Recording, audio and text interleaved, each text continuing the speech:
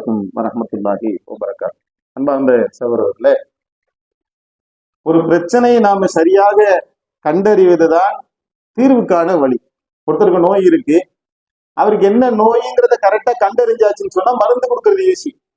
Malaria வந்திருக்க ஒருத்தருக்கு மஞ்சள் காமால மருந்து கொடுத்தா தீருமா? தீராது. ஒருத்தருக்கு வாதம் அடிச்சவருக்கு ஹார்ட்டுக்கு மருந்து கொடுத்தா தீருமா? தீராது. அப்ப முதல்ல ஒரு பிரச்சனையை நாம கண்டறிந்துட்டோம்னு சொன்னாலே தீர்க்கிறது ஈஸி தானே. அப்ப குடும்பங்களிலே மாமியார் மருமகள் பிரச்சனைக்கான அடிப்படை முக்கிய காரணம் என்ன என்று சொன்னால் இது ஒரு முக்கியமான காரணம். பல காரணங்கள் இருக்கு, இது ரொம்ப ரொம்ப முக்கியமான காரணமாக இருக்குது. அப்ப இதை சரி செய்ய வேண்டிய இடத்துல யார் இருக்கிறா? அந்த வீட்டினுடைய ஆண்மகன் இருக்கிறார். அப்ப அவர் திருமணம் செய்யும் போது முதல்ல என்ன மாதிரியான அடிப்படையில திருமணம் செய்ய வேண்டும், அதுக்கு மார்க்கம் நமக்கு மிக அழகான வழிகாட்டுதலை கொடுக்குது.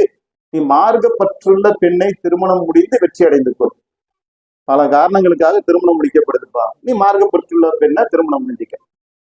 இப்ப மார்க்கப்பற்றுள்ள பெண்ணை திருமணம் முடிக்கும் போது கூடுதலாக பல விஷயங்களை நாம கவனிக்கலாம். அதுல ஒண்ணு என்னன்னா, அந்த குடும்பத்தார், குறிப்பாக அந்த பெண்ணினுடைய தாயார் இருக்காங்கல்ல, அவங்க ஒரு நிதானமான இருக்கிறாங்களாங்கிறத கண்காணிக்கணும், விசாரிக்கணும். அது ரொம்ப ரொம்ப முக்கியம்.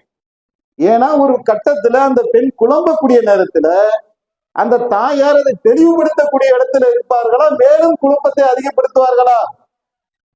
அதையெல்லாம் என்ன செய்யணும்? தாயை போல புள்ள நூலை போல சேரெல்லாம் ஏன் சொன்னாங்க?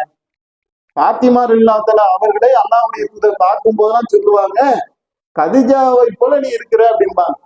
கதிஜா அம்மையார்ட்ட என்ன மாதிரியான நற்குணங்கள் இருந்துச்சோ அந்த மாதிரியான குணங்கள் உங்ககிட்ட இருந்துச்சு என்ற கோணத்துல அல்லாஹ்வுடைய தூதர் பேசுவாங்க. அப்ப இந்த தாயினுடைய நல்ல விஷயங்களும் பிள்ளைகளுக்கு கடத்தப்படலாம், தீய விஷயங்களும் கடத்தப்படலாம். அப்ப அதை வச்சு அவங்க எப்படி இருக்காங்கன்றதை கூடுதலாக கவனிச்சு நம்ம பொண்ணு எடுத்தோம்னு சொன்னா அது நமக்கு பயனுள்ளதாக இருக்கும். இந்த மாதிரி ஒரு சூழல் இருந்துச்சுன்னு சொன்னா முதல்ல ஆரம்ப கட்டத்துல ஒரு ஆண் திருமணம் முடிக்கும் போது ஓகே, நம்ம அம்மாவுக்கு என்ன செய்யும், இந்த பொசசிவ்னஸ் வர்றதுக்கு வாய்ப்பு இருக்கு. அப்ப மனைவி கிட்ட பேசணும். அவர் ஒரு நிதானத்துல இருந்துகிட்டு என்ன செய்யணும், ஒரு பொருளை வாங்கிட்டு வர்றாரு, அந்த பிரச்சனையை சொன்னாங்க, அது தீர்க்கிறது அதுதானே. வாங்கிட்டு வந்தா நேரம் அம்மாட்ட தான் கொடுக்கணும்.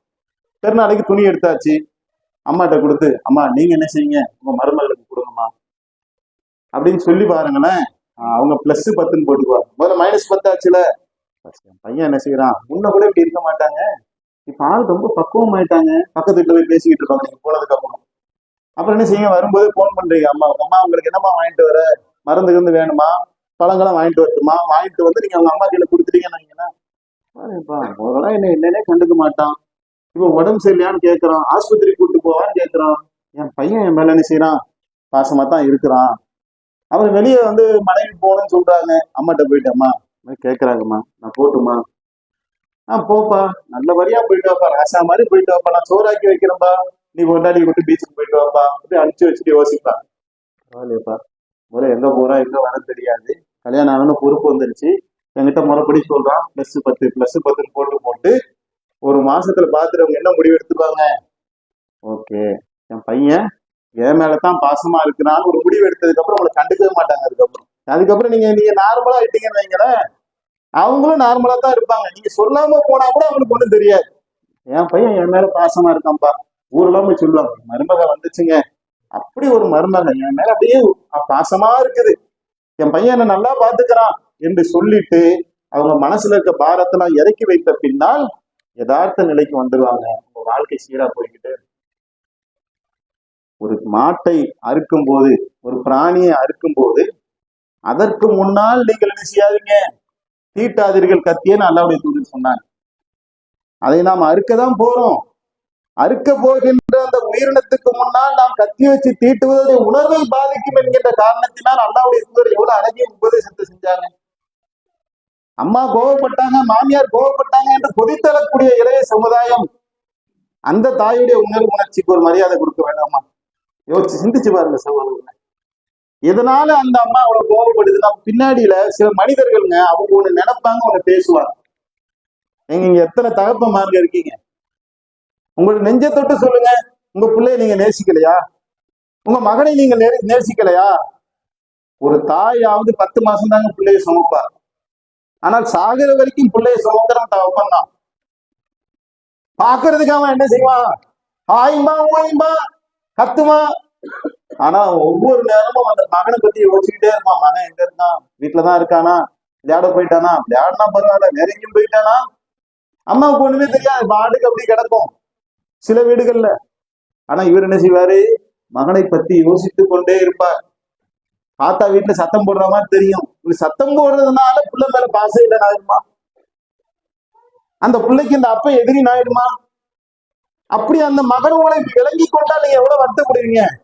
எங்க அப்பனை பார்த்தாலே எனக்கு பிடிக்காதுங்க, நம்பியார் மாதிரி இருக்காங்க, எப்ப பார்த்தாலும் என் மூஞ்சிய நரசிம்மராவ் மாதிரி தூக்கி வச்சுட்டு இருக்கான், எனக்கு இந்த மாதிரியே எங்க அத்தா பாக்குறான்னு உங்களை பத்தி உங்க புள்ள சொன்னா அவங்க மனசு எவ்வளவு பாடுபடும். அப்ப நீங்க ஒண்ணு நினைக்கிறீங்க, ஆனா கன்வே பண்ணும்போது என்ன செய்றீங்க, நம்ம பல்ல பல்ல காட்டிக்கிட்டே இருந்தோம்னா நாளைக்கு நம்ம புள்ள நம்ம சொல்றதை கேட்க மாட்டான், அதுதான் நம்ம முன்னாடி பாத்துக்கிறான்ல, நம்ம கொஞ்சம் இருந்து பிள்ளைய வழி நடத்துவோமே அப்படின்னு ஒண்ணு நினைச்சுக்கிட்டு ஒரு முகத்தை காட்டுறீங்கல்ல, அந்த மாதிரி அந்த அம்மா நாயிரம் ஒரு சந்தேகத்துக்குள்ள வந்து வேற ஒரு முகத்தை காட்டி அந்த சந்தேகம் தீர்ந்ததுக்கு பின்னாடி அது நார்மலா ஆயிடும். இதை நாம் புரிந்து கொண்டோம் என்று சொன்னால், இதுல வந்து பத்தாக்குறைக்கு எரியிற நெருப்புல எண்ணெய் ஊத்துற மாதிரி நாத்தனாமார்கள் சில பேர் இருப்பாங்க. அந்த கல்யாணம் கட்டி போகக்கூடிய அந்த பெண்களுக்கு நம்ம எதை சொல்றோமோ இல்லையோ இதை சொல்லி அனுப்போம். நாத்தனாமார்கள் வராங்களா, ஆரம்ப கட்டத்துல என்ன செய்யணும், நல்லபடியா அவங்களை என்ன செய்யணும்னாக்கா கூடுதலா கவனிக்க. என் புருஷன் தான், எனக்கு மட்டும்தான், நான் போய் இந்த குடும்பத்துடைய கொத்து சாவி வாங்கி இடுப்புல மாட்டிக்க போறேன் என்றெல்லாம் தவறான உபதேசங்களை கேட்டு மண்டையில ஏத்தனோம்னா அந்த குடும்பத்துல அந்த பெண்கள் சஸ்டெயின் பண்ணவே முடியாது. கூட்டு குடும்பம் என்பது அழகான பூந்தோட்டம் மாதிரி, இன்னைக்கு அது குரங்கு கையில மாட்டோம் பூமாலை மாதிரி அதை நம்ம கசக்கி எரிஞ்சிட்டோம் நம்மள பலர்.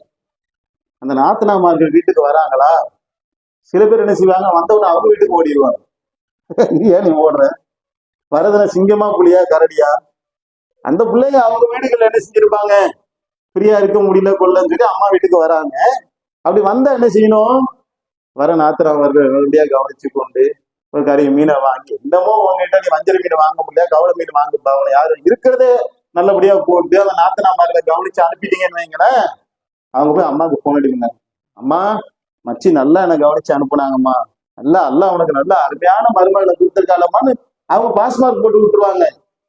இல்லைன்னா என்ன செய்வாங்க, ஊசி குத்திக்கிட்டே இருப்பாங்க. உன் மருமக சரியில்லை, வந்தா என்ன மூஞ்சியை காட்டிருச்சு, என்ன இப்படி பண்ணிருச்சு அப்படி பண்ணிருச்சுன்னு அது ஒரு பக்கம் குத்த என்ன ஆயிரும், நல்லா இருக்கிற அம்மா கூட வெறுப்புக்கு போயிடும். இதெல்லாம் நம்மளை சுத்தி நடக்கக்கூடிய விஷயங்களை அனுசரிச்சு யதார்த்தத்தை புரிந்து கொண்டு ஒரு முஸ்லீமா ஒருத்தன் இருக்கிறான்னு புத்திசாலியா இருக்கக்கூடியதான் முஸ்லீமா இருக்க முடியும். அல்லாஹ் என்றால் யார், மனிதன் என்றால் யார், வாழ்க்கை என்றால் என்ன, குரான் என்றால் என்ன, ஒவ்வொன்றை குறித்துமான சரியான புரிதல் இருந்தால் அவன் வாழ்க்கை நிம்மதியா இருக்கும்.